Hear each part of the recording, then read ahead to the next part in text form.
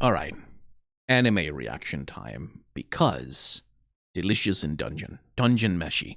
I have been looking forward to this anime for quite a while. I used to follow the manga very closely for a long time because it has such a gorgeous art style. I kind of fell out of pace with it due to things and circumstances and, ADHD brain. I'm not caught up on One Piece either, but the anime is now out.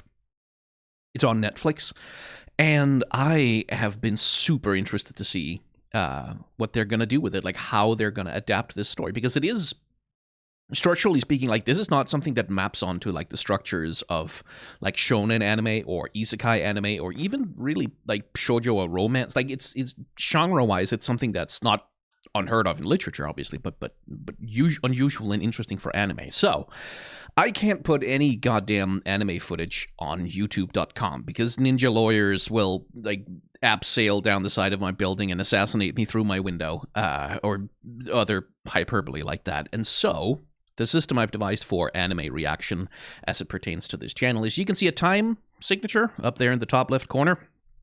That is where I am in the episode, and I'm going to play the episode, and then whenever there's something interesting I want to talk about, I might pause it, and I'm going to give you a countdown every time I pause, so that you can sort of try and keep up with me. I don't know if there's necessarily a better way to do that. It might be something that I have to do in editing, like insert a little deep beep noise or something to tell you when to pause, but it's imperfect. I can't show you the actual episode on screen or play any of the audio, so this is the best I can do. Think of it as a way to if I was sitting next to you on the couch and I was sort of unable to shut up while watching anime with you. So if you want to hang out, watch a cool episode of an anime with me, stick around because that's what we're gonna do. So I'm gonna give you a countdown, and this file that I'm working from is the Netflix thing. No, it's not a file, obviously. I'm watching this completely legitimately on Netflix, but if I was watching it from a file, I'd be having the thing with the Netflix intro included in the thing. So when I say 3, 2, 1, I'm going to press the space bar. The Netflix logo is going to come up, and then we're going to get into the episode. Just in case, like, I don't know, like, what completely and 100% legitimate ways that you watch anime. But I watch anime completely 100% legitimately on Netflix all the time. That's what I do. Anyway, let's get into the episode. 3, 2, 1, go.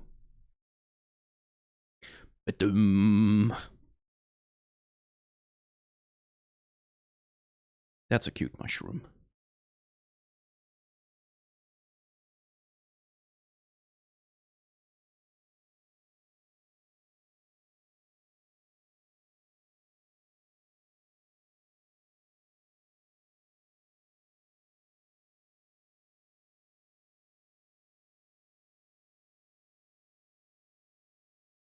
Ooh.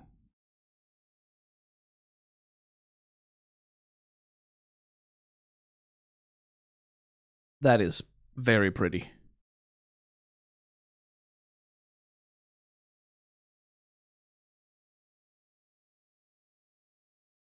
Like, it's ugly, obviously. Like, it's very scribbly and kind of rough to look at, but that's very well considered.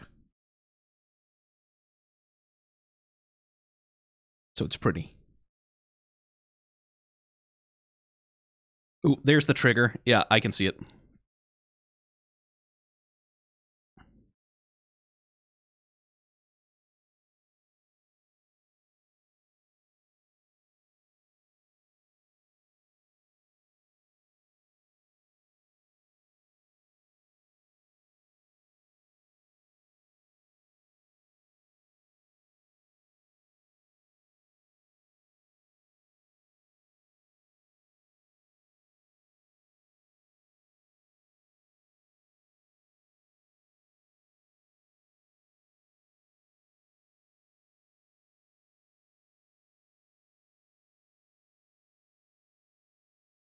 Classical Sakuga.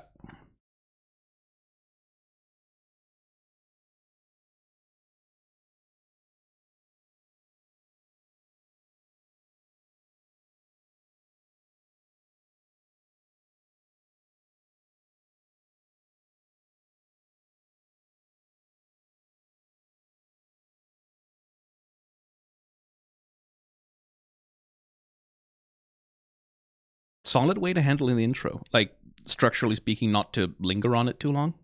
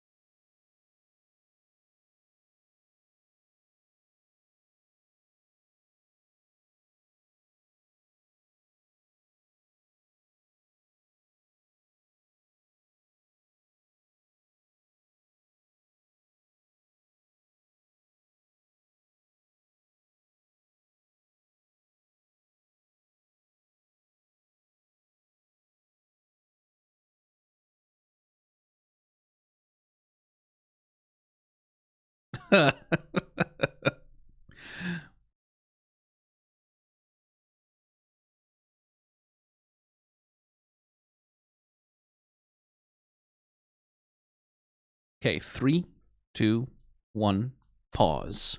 So, a couple of interesting things. First, the way the line quality is handled here. I've been looking at it, and it has a little bit of that Xerox, feel, which is okay. So,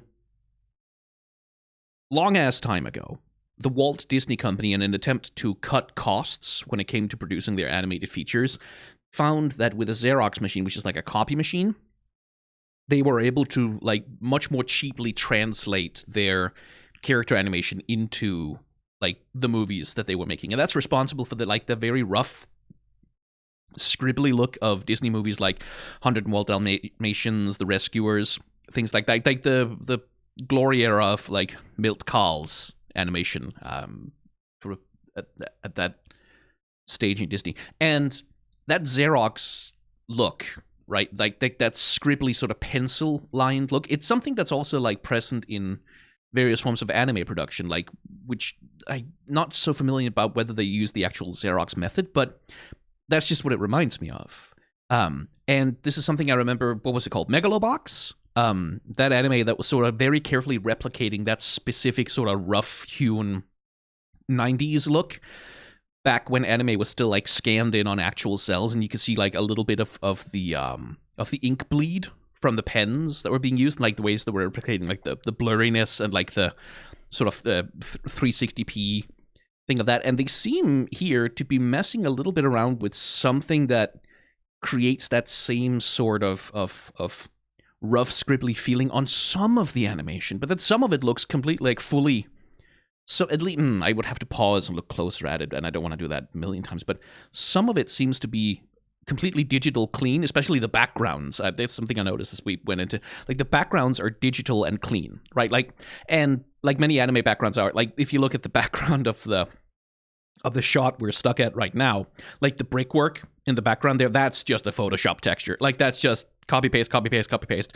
Throw a little bit of like brick texture .png and some shit over it, but it's like nobody sat down and hand drew all of those bricks, right? That's one of the things you can see in like modern produced anime. Is that like, especially background art has kind of taken a tumble in quality, in my old man yells at cloud opinion, because they don't really hand draw backgrounds and hand paint backgrounds anymore the same way that they used to, for completely understandable reasons. Like, anime productions are already like a hellhole, frankly, of labor crunch, and this is just like one of the ways in which you can remove some of that labor crunch from what's necessary to do. But anyway, that's just my initial thinking on the visual style of the thing, that the character animation has a really nice, like, what I was trying to get at is I like the rough-hewn pencil sketch line look thing that they've got going on. That's the point I was trying to get to. I need to get back on my ADHD meds so bad. Anyway, unpausing in 3, 2, 1, unpause.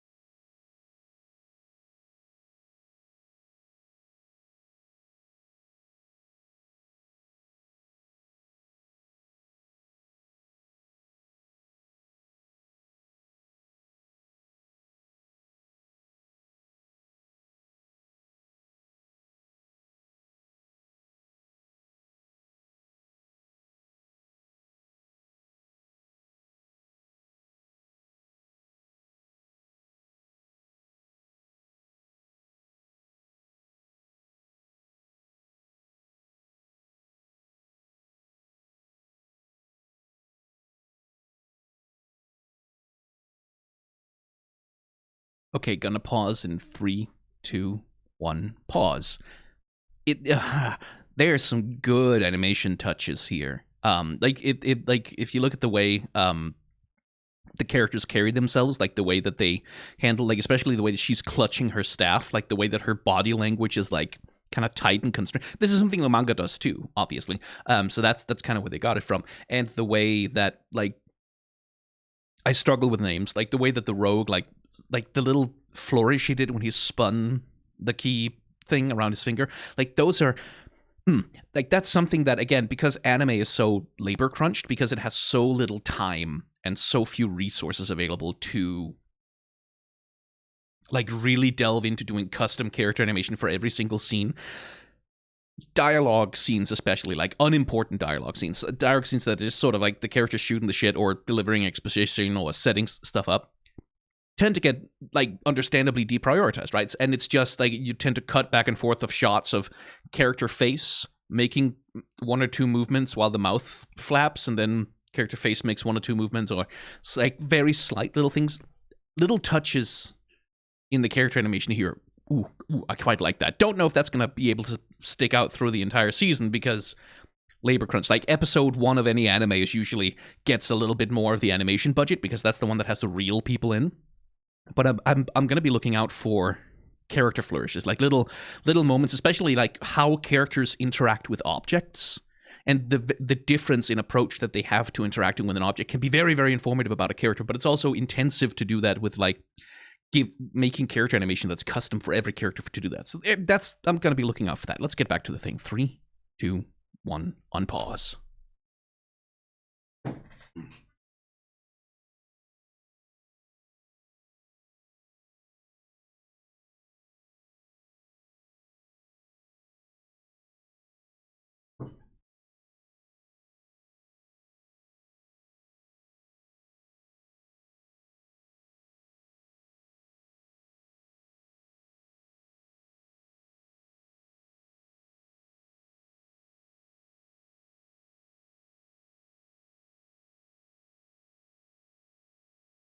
Very efficient in setting up the stakes and the principle.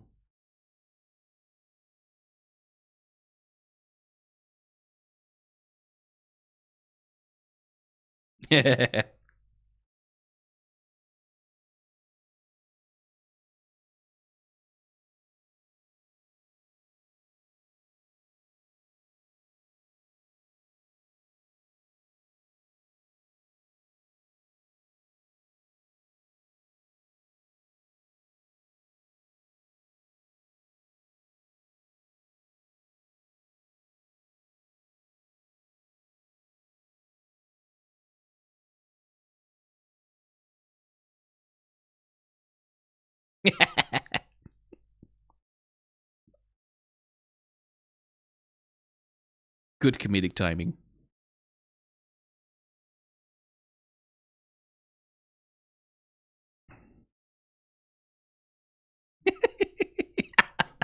That's good.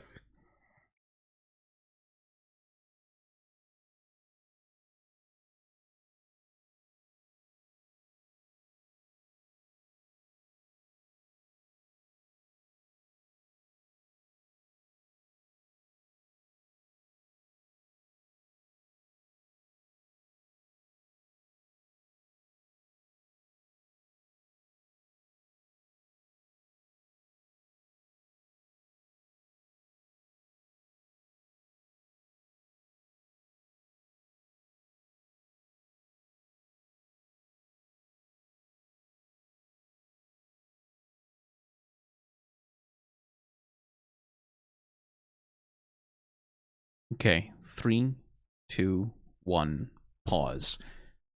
Interesting. This is a little thematic note about like Delicious and Dungeon in general. Like this note to me that the adventurers rest in the graveyard of villagers. Like literally, they take their nourishment and they take their rest like on a graveyard of villages, like a place that used to be sacred, and they rest upon that. There's something there in the about, and this is like because I lost touch with the manga itself. I don't know if it actually goes on to explore it super deeply, but there is something interesting in the way that it sort of handles the classic high fantasy concept of adventurers, right? Like, because you think of your classic, like your fucking standard isekai or whatever, like the ones that just sort of adopt a bunch of video game tropes rather uncritically. They sort of tend to like, oh yes, there's a dungeon, and then you go in there, and then you defeat monsters, and you level up, and you like, right? They sort of, these are play spaces. These are spaces for gaming and like stat generation and all of that. One of the things that's really cool about Delicious and Dungeon is that it sort of treats the dungeon like this is a space in a world that has a history and like there's a significance to it. And I do wonder, like, if like the idea that adventurers sort of begin from a graveyard, because like the story opens with one of the companions of the heroes like literally just getting very unceremoniously killed. This thing about beginning from death over and over again, like resurrecting and going back, like stuff that Dark Souls, like, I hate to compare it to Dark Souls, but like that same thing about this thing about like the problematizing and exploring the game mechanical idea of like rising from death over and over again to continuously go through these motions, like towards what purpose, like what's it all for. Anyway, it just occurred to me. Anyway, I will talk about character design later. Let's get back to it. 3, 2, 1, unpause.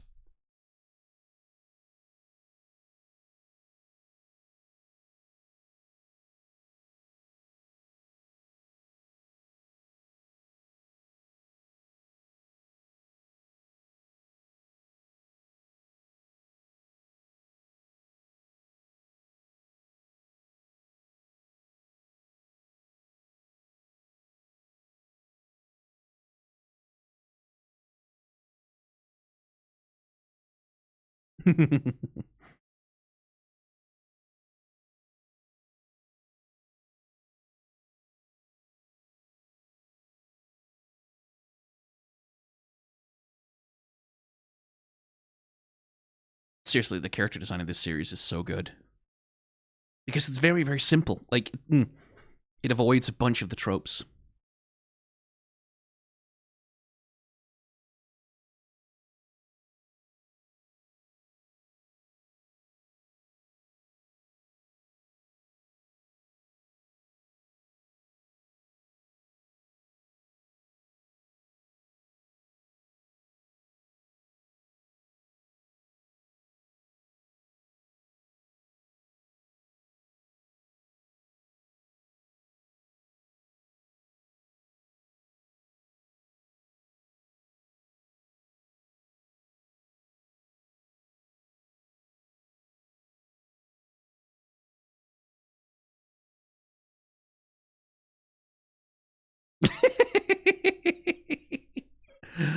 The timing.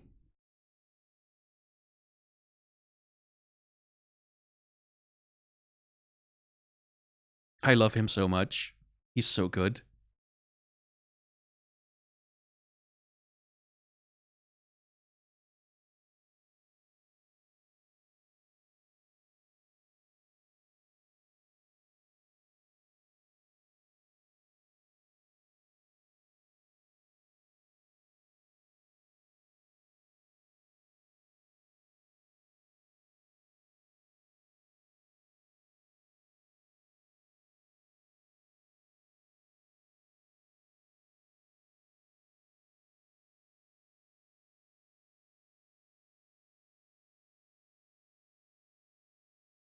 Oh, that's a screenshot. People are gonna take the smell of the feet.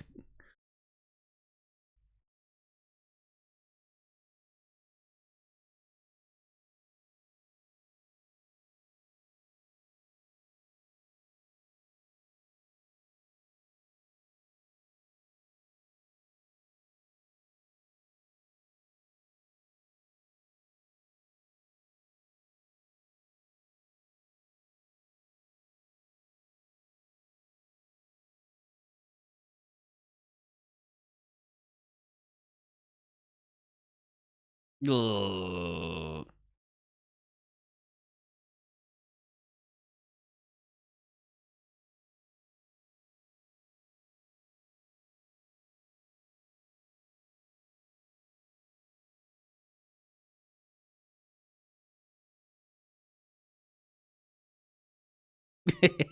Out of the nose. Ew.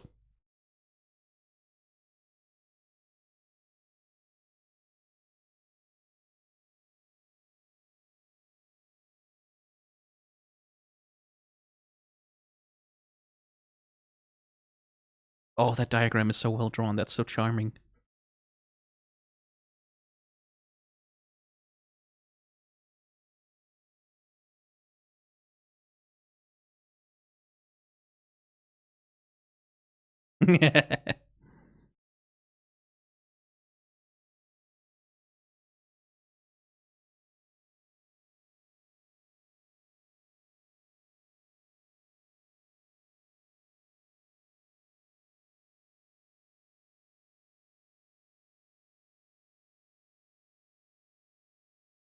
I love him so much. He's so good.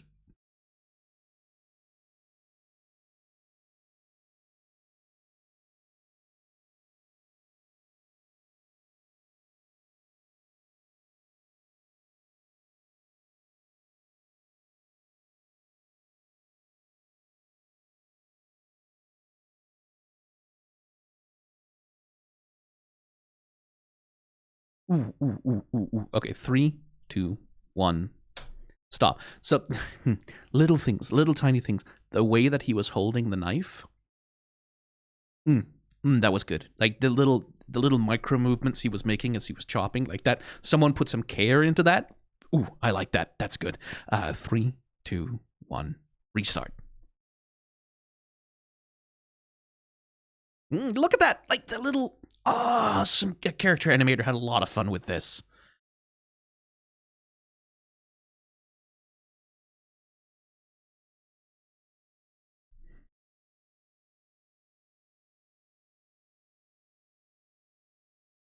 Man, it looks good.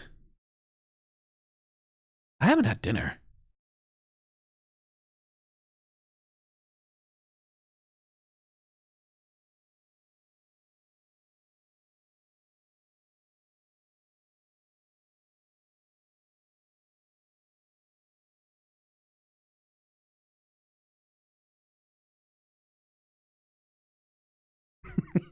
Poor Merciel.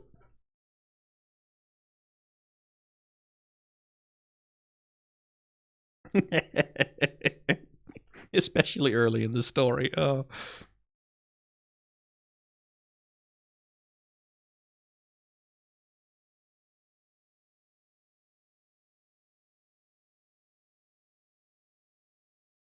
Good timing.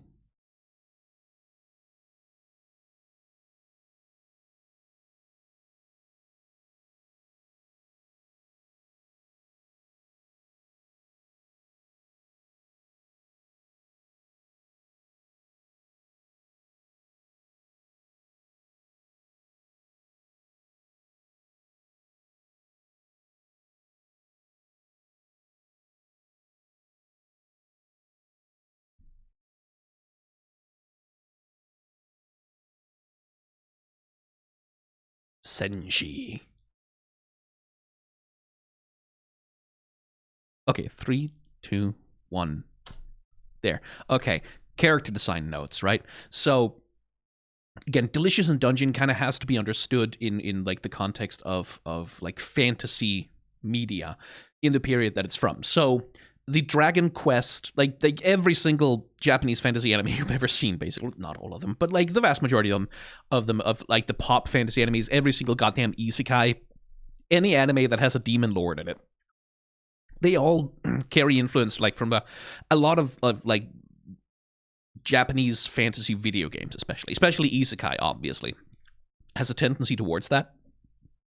And there's a lot of like Dragon Quest shit in there. There's a lot of Final Fantasy shit in there. There's a lot of like all of that. And what I really like about Delicious in Dungeon is the ways in which it sort of picks apart and just like sidesteps just a few things here and there. Like it uses completely tropey design language, right? Like Laios is the most generic John Final Fantasy ass like default starter character in Final Fantasy 14 as knight in a like fighter in a suit of heavy armor kind of character. Like there's very very little to him, but there's like that simplicity then is used to give him a lot of expressiveness, but it also is used in terms of like he's a very simple man, right? He's a very simple and straightforward guy who has who like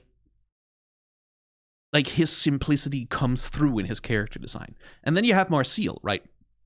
Who is like, she's the elf mage, right? Like classic elf mage. She has the staff that's made of wood, but it has that little adorable little sprig poking out of it. And she's somewhat more decorated, right? Like she has a somewhat more complex character design than Laios in the sense that she's wearing like multiple layers. She's got like the straps going back and forth. She's got like the braided pigtails things going on. She's got like the ribbon in her hair. She wears like, because she is the more complex character. Like she's often the straight man to Laios' nonsense. Like she's often the butt of jokes. Like especially early on, she tends like shit tends to go wrong for her because she's the one who kind of goes, "No, monsters are disgusting. What the hell are you doing? Why would you eat one?" Sort of as. In part, she acts a little bit like an audience POV in that sense of like, yeah, that seems kind of gross and disgusting. And then the other characters manage to win her over by showing you how this can be prepared to be delicious, which is the other thing about like the sort of the interesting thematic idea at the core of Delicious in Dungeon is this thing of like, it's a very frank confrontation with the realities of what food is and how it is prepared, right? Because like it's always been the case that we eat things that are like pretty fucking gross. Like steak is gross when you sort of get right down to the method with which it's produced and the creatures that it comes from. But that the preparation of food is like an act of transformation, an act of alchemy almost. Like that's something that Delicious in Dungeon is about. Anyway, Chilchuk, the picklock, as it says in the he's a thief. So call him what it is. He is again halfling character, and this is something interesting. He has big ass giant round ears, which is an interesting thing because like that's not something that you'd usually see in that style of video game fantasy. Like Final Fantasy would never have like a playable cast character like that in the mod. Like Final Fantasy 16, not a fucking chance in hell, right? Because that those games are obsessed with an aesthetic of beauty and an aesthetic of sleekness and slickness and like coolness that giant halfling ears like what Chilchuk has here simply can't support. Now I do like it better in the manga. I always will because I'm always a manga first guy for any anime that I watch almost. But again, like the character design, he's the thief, right? He's the rogue of the party. No big cloak covering up his head, like none of the sort of the classic rogue stuff. He's wearing a very practical sort of padded leather armor. He's got the gloves. He's got the sleeves rolled up. He's got like the little neck thing, sort of protecting, but like very simple, very basic, which is sort of the antithesis of how you think of MMO fantasy design, right? Like you think of how you look in any sort of cool fantasy game, like any of the Atelier games. Like they tend to go, especially like shit like Genshin Impact. Not shit in the sense of it's bad, but just as in stuff like Genshin Impact, where every character tends to be very highly loaded with detail, where they have lots of cool shit on them, like accessories and like very fancy clothes and like complicated costumes and shit like that. Delicious in Dungeon goes a really different way with it, and I really like that. Anyway, I have ranted for longer than the episode actually is, so let's get back to it. 3, 2, 1, and unpause.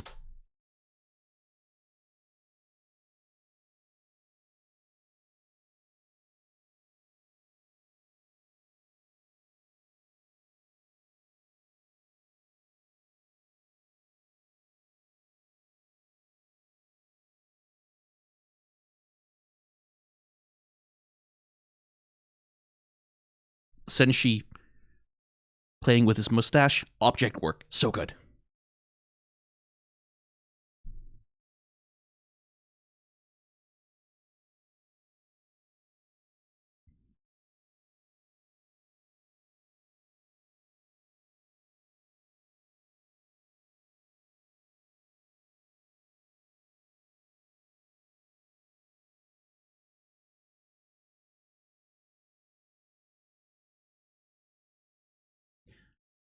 One thing to note about Senshi is his gear is damaged and rough because he's been there for 10 years already. Character design.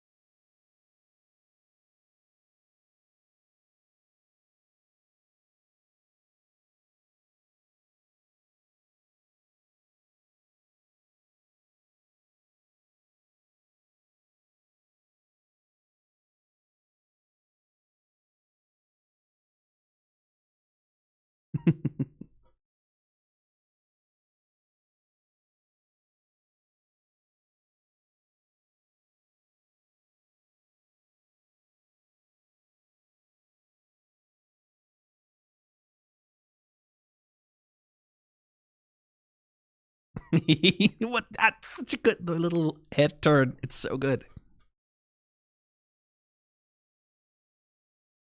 Again, object work. He pulls it out of his armor.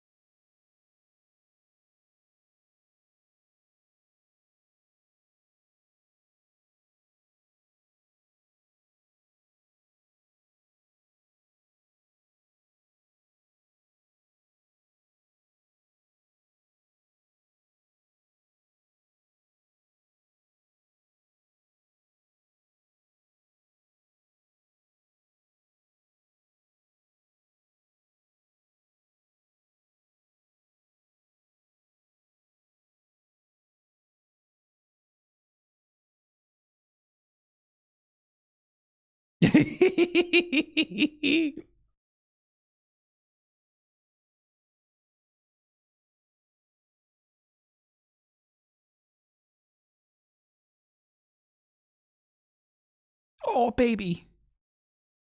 Oh, no, no, don't hurt the baby. Don't hurt the baby. No!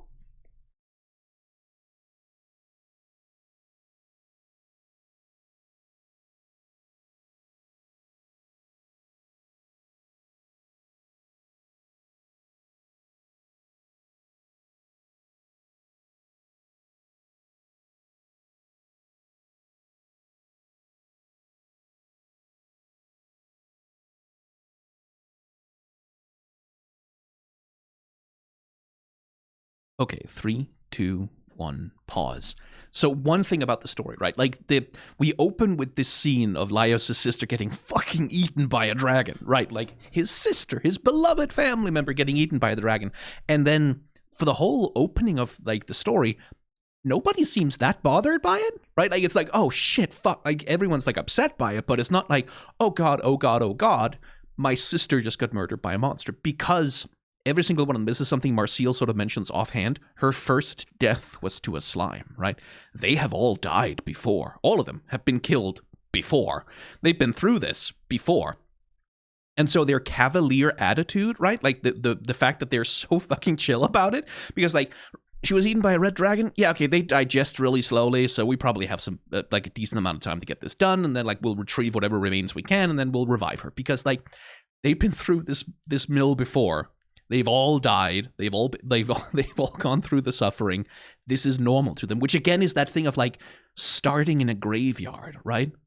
The normalcy of rising from death and then delving down again. That's something that's so ingrained in like just the way that these characters carry themselves and talk. It's part of the world building that death is just not that big of a deal to these people. Which is like damn. And it's something that the story doesn't really like in a shitty isekai, right?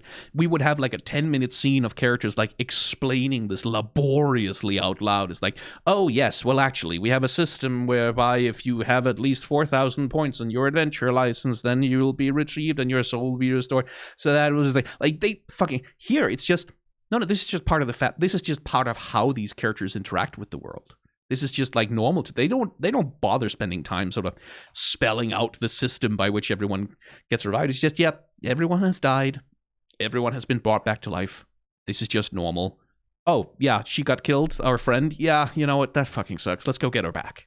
Right? And I like that as a world building detail because it's about the dungeon, right? It's about like engaging critically with the tropes of this kind of fantasy shit. Ooh, it's good. It's good. I like it. Anyway, 3, 2, 1, unpause.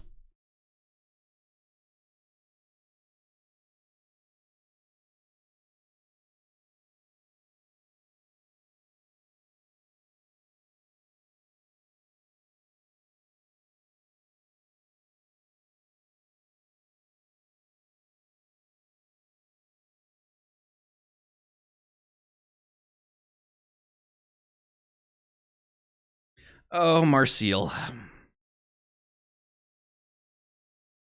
Boing, boing, boing, boing.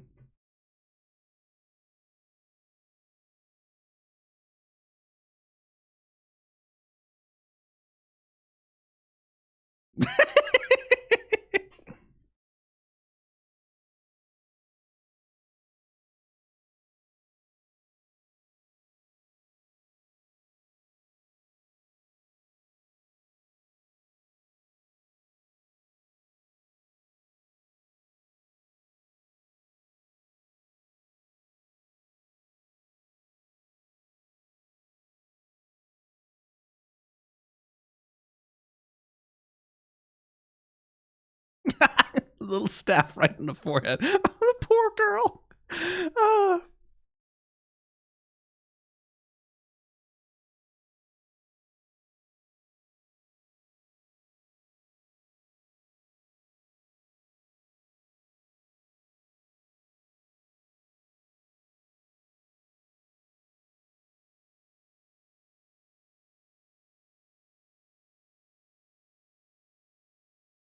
By the way, also, this story is kinky as shit. The expression. Oh, it's so good.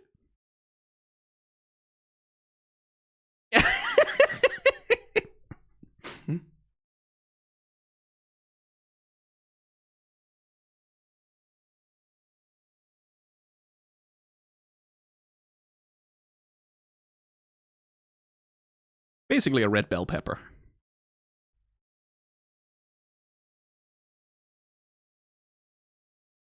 Wait, hang on. Did his helmet horn? I'll check that out on my own later. Oh my god, someone had so much fun animating him cooking.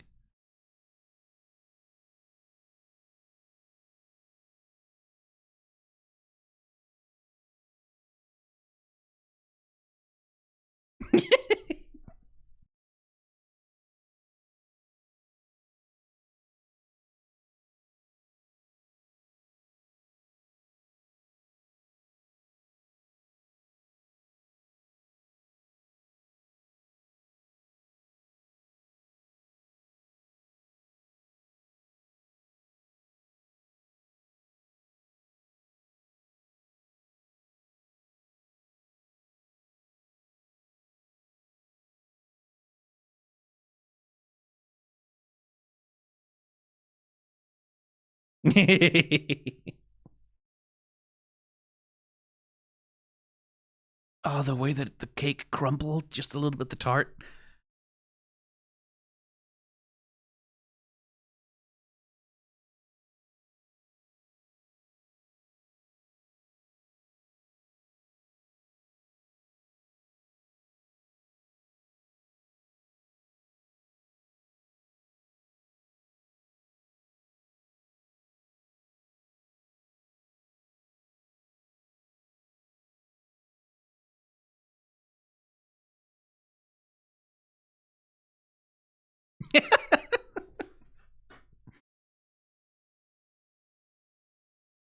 Senshi is the fan service character, by the way. That's another thing I really like about this anime.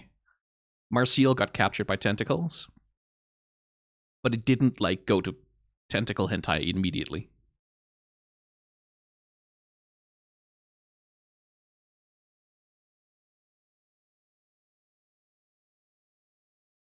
Again, casual about death.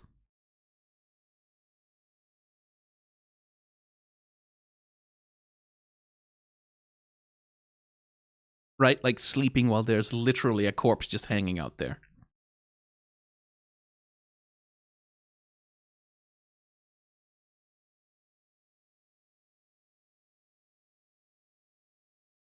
That's the thesis statement.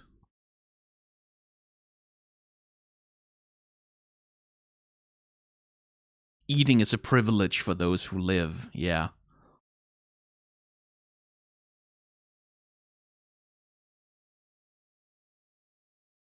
Oh, if the quality keeps up, like the character animation, the little bits of object work, the ways the characters interact with their environment. Ooh, if that keeps up, this is gonna be a favorite. Oh, it's gonna be a favorite.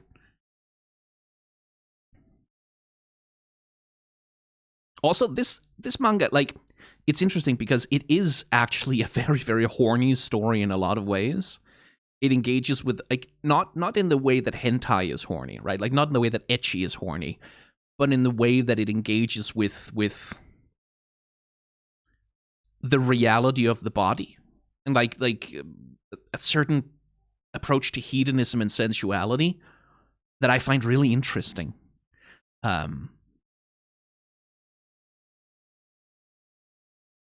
especially the way that it engages with the concept of like eating, right? Like this thing of eating is a privilege for those who live, strengthening yourself with the bodies of the dead, kind of thing, which again ties into this whole thing about these characters being so cavalier and casual about death.